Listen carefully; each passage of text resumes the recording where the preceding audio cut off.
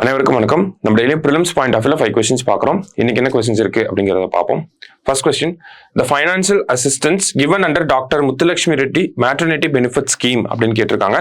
Doctor Muthulakshmi Reddy மகப்பேறு உதவி திட்டத்தின் கீழ் வழங்கப்படும் நிதி உதவி எவ்வளவு அப்படின்னு பார்த்தோம்னா 18,000 ரூபாய் வந்து வழங்குறாங்க. கரெக்டா?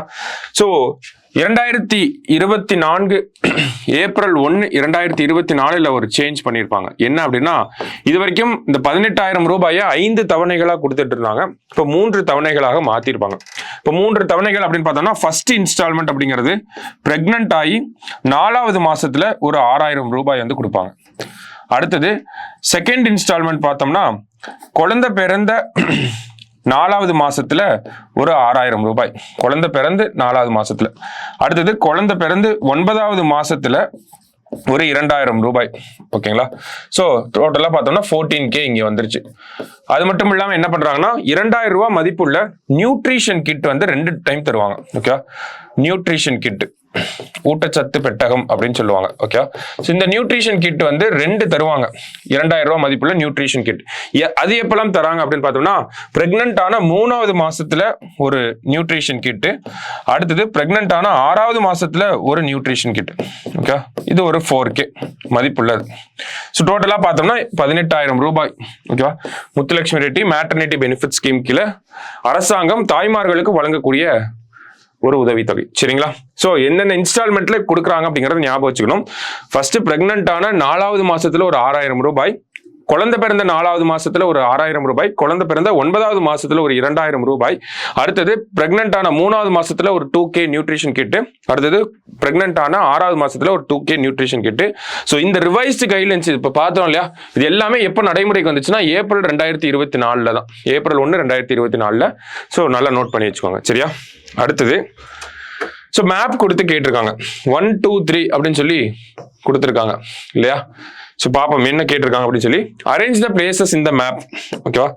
ஸோ அரேஞ்ச் பண்ணோம் அப்படின்னா, இஸ்ரேல் பாலஸ்தீன் சண்டை நடந்துட்டு இருக்கு இல்லையா, இஸ்ரேல் ஹமாஸ் சண்டை நடந்துட்டு இருக்கு, அது பேஸ் பண்ணி கொடுத்துருக்காங்க. ஸோ இந்த இடத்துல பார்த்தோம்னா இங்க இருக்கக்கூடிய நாடு 1 யார் அப்படின்னு பார்த்தோம்னா லெபனான்.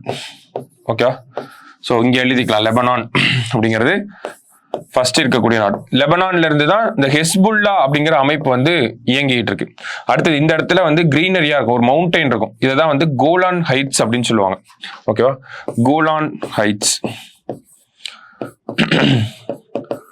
அடுத்ததா பார்த்தோம்னா கோலான் ஹைட்ஸ்க்கு சைட்ல இருக்கிறது தான் சிரியா அப்படிங்கிற நாடு.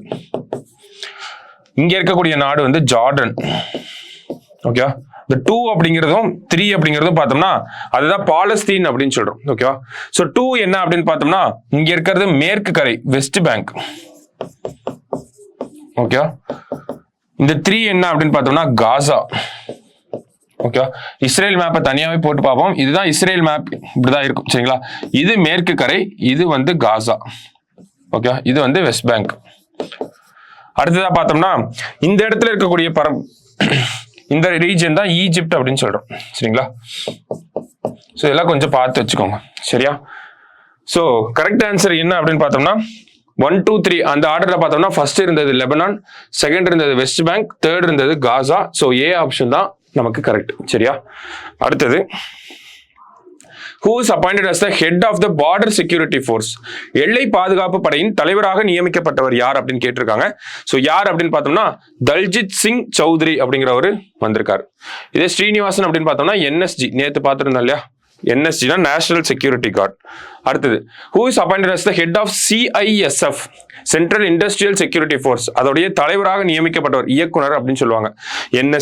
CISF பார்டர் செக்யூரிட்டி ஃபோர்ஸ்லாம் டைரக்டர் அப்படின்னு சொல்லுவாங்க, இயக்குனர் அப்படின்னு சொல்லி. ஸோ அதனுடைய இயக்குனராக யார் வந்திருக்காங்க அப்படின்னு பார்த்தோம்னா ராஜ்விந்தர் சிங் அப்படிங்கிறவர் தான் வந்திருக்காரு. சரியா? டைரக்ட் அப்பாயின்மெண்ட் இதெல்லாம். ஸோ யாருன்றதை பார்த்துக்கிட்டா போதும். சரிங்களா? ராஜ்விந்தர் சிங். லாஸ்டா, which virus infection in India is considered the largest in the past 20 years according to WHO? WHO-வின் படி கடந்த 20 ஆண்டுகளில் இந்தியாவில் எந்த வைரஸ் தொற்று மிகப்பெரியதாக கருதப்படுகிறது அப்படின்னு பார்த்தோம்னா CHPV, அதாவது சாந்திப்பூர் வெஸ்கிலோ வைரஸ் அப்படின்னு சொல்லுவாங்க. ஓகேவா? சாந்திப்பூர் வைரஸ்ன்னு சொல்லுவோம். ஓகே, சாந்திப்பூர் வைரஸ் குஜராத் மற்றும் ராஜஸ்தான் பகுதிகளில் இப்ப இந்த நோய் தொற்று ஏற்பட்டு இருக்கு. இந்தியாவிலே கடந்த 20 ஆண்டுகள்ல பார்த்தோம்னா மிகப்பெரிய தொற்றாக ஏற்படுறதுக்கு வாய்ப்புகள் இருக்கு அப்படின்னு சொல்லியிருக்காங்க. மஸ்கிட்டோ, ஃபிளைஸ் இந்த மாதிரியான விஷயங்கள் தான் இந்த வைரஸை பரப்புது. சரிங்களா? ஸோ அதுக்கு எதிரான நடவடிக்கைகளை அரசாங்கம் எடுத்துட்டு இருக்காங்க. அதை பத்தி ஒரு ஆர்டிகல் இருந்துச்சு, அதை பேஸ் பண்ணி இந்த கொஸ்டின். ஓகேவா? ஸோ இன்னைக்கு ப்ரிலிம்ஸ் பாயிண்ட் ஆஃப் வியூல 5 கொஸ்டின் பார்த்துருக்கோம். நாளைக்கு 5 கொஸ்டின்ல மீட் பண்ணலாம். தேங்க்யூ.